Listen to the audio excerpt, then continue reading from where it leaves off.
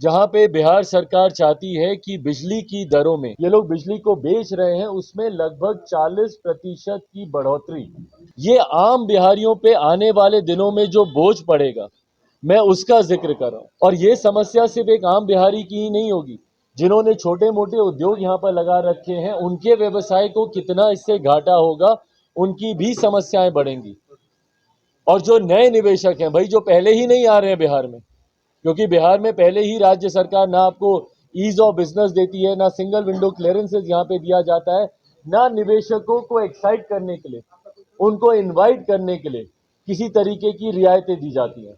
मुझे नहीं पता मेरे मुख्यमंत्री ने आखिरी बार कब इन्वेस्टर समिट किया था। हर राज्य करता है भैया, निवेशकों को आप बुलाते हैं, आप इन्वेस्टर समिट यहाँ पर करते हैं, आप उनको सुविधाएं देते हैं ताकि वो आपके प्रदेश में आए, आपके प्रदेश में आकर वो इन्वेस्ट करें। हर राज्य करता है। उत्तर प्रदेश में हम लोगों ने देखा वाइब्रेंट गुजरात, मुख्य हमारे आज के प्रधानमंत्री आदरणीय नरेंद्र मोदी जी करते रहे, पर हमारे मुख्यमंत्री ने कभी ये करना जरूरी नहीं समझा। तो निवेशक तो वैसे ही नहीं आ रहे, पर इन बढ़ी हुई दरों के बाद निवेशक कितने एक्साइटेड होंगे हमारे प्रदेश में आकर निवेश करने के लिए, इसका अंदाजा लगाना हम में से किसी के लिए मुश्किल नहीं है। तो जहां पर एक तरफ 40% की ये लोग बढ़ोतरी करने की बात कर रहे हैं, वहीं पर बिहार सरकार जो बिजली खरीदती है, जो बिजली बिहार सरकार लेती है, ये एक बहुत बड़े ताज्जुब और आश्चर्य की बात है कि बाकी के जितने राज्य हैं जहां पर उनकी मैक्सिमम लिमिट जाकर समाप्त होती है, वो उस लिमिट से हम लोग खरीदना शुरू करते हैं। जहां पर दूसरे राज्य जो वो ब्रैकेट उन्होंने दिया है कि इतने से इतने के बीच में खरीदते हैं, जो मैक्सिमम है उसका, जहां पर वो राज्य खरीदना समाप्त करते हैं, वो दर हम लोग यहाँ शुरू होती है। मैं उदाहरण के तौर पर ये मैं साझा करूंगा आपके साथ।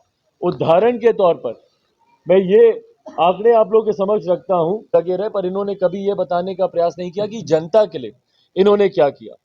बहरहाल ये जिम्मेदारी लोक जनशक्ति पार्टी रामविलास और बिहार फर्स्ट बिहारी फर्स्ट के माध्यम से मैं पहले भी इस बात का मैं जिक्र कर चुका हूं कि जनहित के विषयों को उठाना, जनता की बातों को दम देना, उसको आवाज देना एक लक्ष्य है लोक जनशक्ति पार्टी रामविलास का, बिहार फर्स्ट बिहारी फर्स्ट का, जिसको हमारे विपक्षी या मुख्यमंत्री नीतीश कुमार जी की पार्टी जिसको चिराग मॉडल कहती है, उसी चिराग मॉडल का एक और उदाहरण आज मैं आप लोग के समक्ष लेकर आया हूं।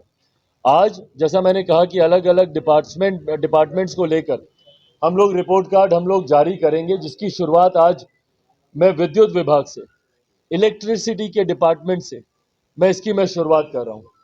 कुछ जानकारियां जो मेरे संज्ञान में आई हैं, वो जानकारियां मैं आप सबके से साझा करूंगा।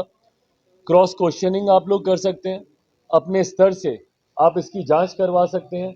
जहां पे आपको साक्ष्य की जरूरत होगी, तमाम साक्ष्य आप लोग के समक्ष भी मैं रखूंगा। ये एक विषय चल रहा है बिहार में बिजली को लेकर, जहां पर बिहार सरकार बीईआरसी के माध्यम से लगभग 40% बिजली में बढ़ोतरी करने की कार्यवाही में है। संभवतः आप लोग के संज्ञान में ये विषय होगा, विचाराधीन चल रहा है ये विषय न्यायालयों में भी, जहां पे बिहार सरकार चाहती है कि बिजली की दरों में, जिस दर पे ये बिजली आम जनता को या अलग अलग इंडस्ट्रीज या जहां जहां पर भी ये लोग बिजली को बेच रहे हैं, उसमें लगभग 40% की बढ़ोतरी करने के प्रस्ताव के साथ बिहार सरकार इस योजना पर काम कर रही है। अब आप सोचिए, जब ये 40% की जब बढ़ोतरी होगी, राजस्व में कितना लाभ होगा मुझे नहीं पता बिहार सरकार के, क्योंकि वो हर राजस्व भ्रष्टाचार की देन बिहार में चढ़ जाता है। राजस्व में कितनी बढ़ोतरी होगी, बिहार सरकार को उससे कितना लाभ होगा, नहीं लाभ होगा मुझे नहीं पता, पर मुझे इतना पता है कि इससे एक आम बिहारी जरूर आने वाले दिनों में प्रताड़ित होगा। अगर हम लोग उदाहरण के तौर पर अगर हम लोग ले, मान लीजिए किसी एक सामान्य परिवार में बिजली की खपत 152 यूनिट होती है प्रति माह, 152 यूनिट अगर कोई एक परिवार अगर यूज करता है प्रति माह, तो उसका बिल आज की तारीख में जो मौजूदा दरें हैं 1071 रुपए उसका बिल आएगा। पर जब ये दर बढ़ जाएगी 40% की, जब इसमें बढ़ोतरी हो जाएगी, तो यही बिल बढ़कर 1654 रुपए हो जाएगा। तो सोचिए कहां लगभग 1000 और कहां वो 1600 रुपए हो जाएगा। ये आम बिहारियों पे आने वाले दिनों में जो बोझ पड़ेगा मैं उसका जिक्र कर रहा हूं। और ये समस्या सिर्फ एक आम बिहारी की ही नहीं होगी, जिन्होंने छोटे मोटे उद्योग यहाँ पर लगा रखे हैं, उनके व्यवसाय को कितना इससे घाटा होगा, उनकी भी समस्याएं बढ़ेंगी। और जो नए निवेशक हैं भाई, जो पहले ही नहीं आ रहे हैं बिहार में, क्योंकि बिहार में पहले ही राज्य सरकार ना आपको ईज ऑफ बिजनेस देती है, ना सिंगल विंडो क्लियरेंसेस यहाँ पे दिया जाता है, ना निवेशकों को एक्साइट करने के लिए, उनको इनवाइट करने के लिए किसी तरीके की रियायतें दी जाती हैं। मुझे नहीं पता मेरे मुख्यमंत्री ने आखिरी बार कब इन्वेस्टर समिट किया था। हर राज्य करता है भैया, निवेशकों को आप बुलाते हैं, आप इन्वेस्टर समिट यहाँ पर करते हैं, आप उनको सुविधाएं देते हैं ताकि वो आपके प्रदेश में आए, आपके प्रदेश में आकर वो इन्वेस्ट करें।